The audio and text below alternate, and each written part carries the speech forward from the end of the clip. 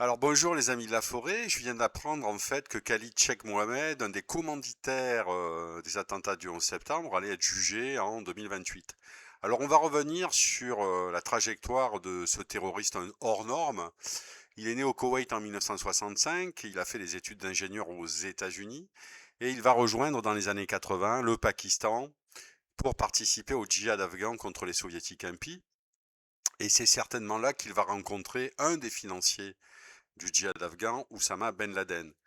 C'est au Pakistan qu'a été créé Al-Qaïda, euh, vers les années 86-87.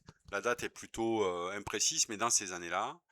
Et très rapidement, il va devenir apparemment le numéro 3 de l'organisation, derrière Oussama Ben Laden et le chirurgien égyptien Ayman El-Zawahiri, chargé des opérations extérieures. Et c'est dans ce cadre qu'il va être une des chevilles ouvrières du premier attentat contre le World Trade Center, contre la Tour Nord, en février 93, où un fourgon rempli d'explosifs va exploser dans le parking souterrain de la Tour Nord, faisant 6 morts et plus de 1000 blessés. Et le FBI va enquêter et va arrêter un groupe de terroristes, en fait islamistes, new-yorkais, qui était dirigé par le cheikh aveugle Omar Rahman, qui avait été expulsé d'Égypte dans les années 80 par le président Moubarak et qui s'était réfugié aux États-Unis. Un peu comme en Angleterre à une certaine époque, les Américains accueillaient volontiers tous les fous d'Allah, et notamment dans le cadre de la guerre contre les soviétiques, la CIA et le département d'État avaient eu plein de mansuétudes envers les islamistes radicaux. Donc ce cheikh Omar Rahman et son groupe sont arrêtés, ils sont condamnés à la prison à vie et enfermés dans la prison de haute sécurité d'ADX Florence. Le cheikh aveugle est mort depuis. Je vous conseille d'ailleurs de regarder le documentaire Les routes de la terreur, qui est une adaptation de la contre-enquête de Fabricio Calvi, attentat du 11 septembre, la contre-enquête, qui est très très intéressant.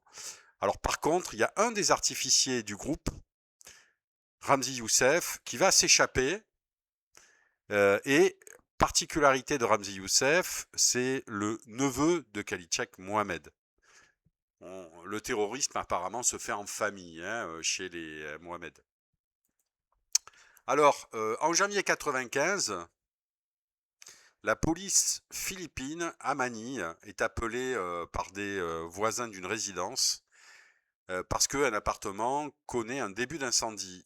Les pompiers et la police interviennent et les policiers découvrent un PC portable qui est en marche, quoi, et donc qui est toujours indemne. Ils vont le confisquer et ils vont arrêter un homme, Abdul Hakim Mourad, qui était revenu apparemment pour reprendre ce PC portable qui avait été oublié. La police philippine va s'apercevoir que dans ce PC portable, il y a des plans d'attentats terroristes, notamment des plans pour tuer le pape Jean-Paul II, mais aussi une opération de grande envergure consistant à détourner plusieurs avions de ligne, 11 ou 12, qui devaient se cracher simultanément et qui devaient se cracher sur des bâtiments officiels aux États-Unis, c'est-à-dire le Capitole, la Maison Blanche, le Pentagone. Et apparemment, cette opération avait pour nom de code Opération Bojinka. Alors évidemment, les Philippins avertirent les Américains de ce projet d'attentat, mais bon, ce n'était qu'un projet et ce projet d'attentat fut un peu oublié, tomba dans les limbes de l'oubli. Mais en tout cas, les Philippins arrivèrent à identifier les trois hommes en fait qui apparemment préparaient des explosifs dans cet appartement qui prit feu. D'ailleurs, s'il prit feu, c'est que il y a eu une erreur de fabrication et apparemment il y avait eu un début d'incendie. Et toujours pareil, dans les trois artificiers de cet appartement, il y avait un certain Ramzi Youssef. Rappelez-vous l'artificier du premier attentat contre les deux tours jumelles à New York en 1993. Et un mois plus tard, Ramzi Youssef va être arrêté au Pakistan et va être extradé aux États-Unis. Il va être jugé, reconnu coupable en 1996 et va prendre 240 années de prison. Il est toujours emprisonné à la prison de haute sécurité à DX-Florence dans le Colorado. Alors, le 11 septembre 2001, 4 avions de ligne sont détournés dans le ciel états-unien. 3 vont se cracher, 2 sur les 2 tours du World Trade Center et 1 sur le Pentagone, et un 4e va s'écraser sur le sol en Pennsylvanie. Mais enfin, ces attentats du 11 septembre 2001 firent à peu près 3000 morts et énormément de blessés, évidemment. Assez rapidement, les 19 hijackers, détourneurs d'avions, vont être identifiés. On va les relier à Al-Qaïda. Et évidemment, Khalid Sheikh Mohammed, qui était connu quand même un peu des autorités américaines, pakistanaises, est considéré comme un des financiers de ces attentats du 11 septembre. Il va même l'avouer d'ailleurs apparemment à un journaliste d'Al Jazeera en 2002, même si après il va contester avoir avoué avoir été la cheville ouvrière des attentats du 11 septembre. Et le 1er mars 2003, Khalid Sheikh Mohammed est arrêté au Pakistan par la police pakistanaise. Pendant 3 ans, en fait, apparemment, il va connaître plusieurs centres de torture de la CIA dans des pays hors des USA, en Jordanie, en Pologne, en Roumanie, en Égypte. On sait que la CIA entretenait des centres de torture dans des pays hors des États-Unis, où normalement sur le sol américain la torture est interdite, mais pas dans des pays étrangers.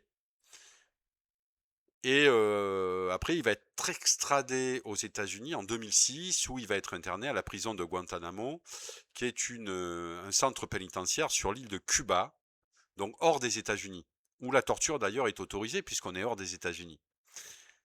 Et d'ailleurs, le directeur de la CIA, devant une commission du Sénat en 2008, Michael Hayden, va avouer que Khalid Sheikh Mohammed a été torturé, notamment par la torture du waterboarding, certainement plusieurs fois. Alors Khalid Sheikh Mohammed, évidemment, a avoué être la cheville ouvrière des attentats de 1993 et de 2001 contre les tours jumelles. Il va aussi avouer avoir financé d'autres attentats, étant le numéro 3 d'Al-Qaïda. Mais évidemment, on peut toujours arguer que comme il a été torturé, ses aveux, entre guillemets, sont suspects. Il n'en reste pas moins quand même que son neveu Ramzi Youssef était un terroriste artificier. Ça, bon, il a déjà été condamné en 1996 à 240 années de prison.